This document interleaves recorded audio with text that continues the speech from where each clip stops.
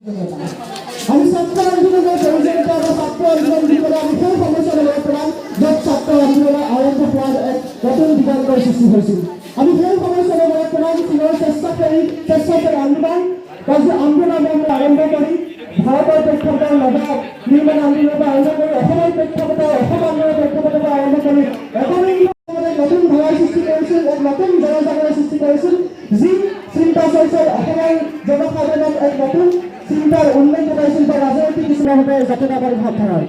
আৰু আমি ক'ব বিচাৰোঁ যে একবিংশ শতিকাৰ অকল কেৱল মাত্ৰ আন্দোলনৰ দাবী বুলি ক'লেও নহ'ব, যে একবিংশ শতিকাৰ পৰৱৰ্তী সমস্যা স্বচ্ছ হ'ব কাইলৈ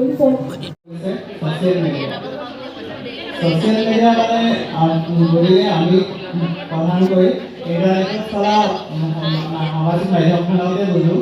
ছ'চিয়েল মিডিয়াৰ সমাৰ্থক অসমীয়াত ক'বলৈ গ'লে সামাজিক মাধ্যম বুলি আমি ক'ব পাৰোঁ। ছ'চিয়েল মিডিয়া এখন সমাজ য'ত আমি ইণ্টাৰনেটত যিখন সমাজ ইণ্টাৰনেটত পৰিচালিত হৈ থাকে।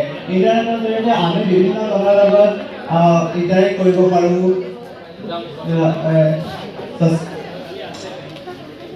বিভিন্ন খবৰ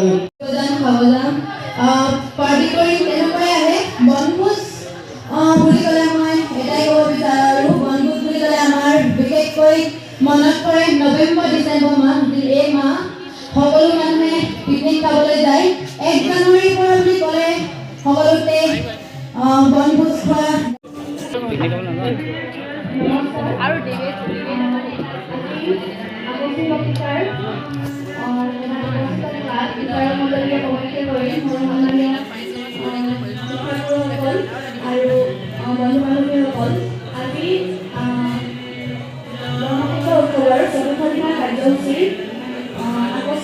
প্ৰতিযোগিতাৰ মূলভাগত পৰিছে নিয়োগ মেলা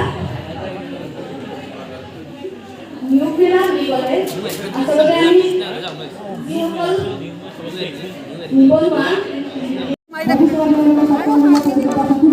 আৰু বৰ্তমান সমস্যাত সকলোকে আগবঢ়াই লোৱা সুপৰিকল্পিতভাৱে বৈজ্ঞানিক দৃষ্টিভংগীৰে সুপৰিকল্পিতভাৱে যিমানকৈ যেতিয়া আগবঢ়াই লোৱা পাৰিব, সুস্থ সাধাৰণ নেতৃত্বলৈ আগবঢ়াই ল'ব পাৰিব, সাধাৰণ জনসংখ্যাৰ যিটো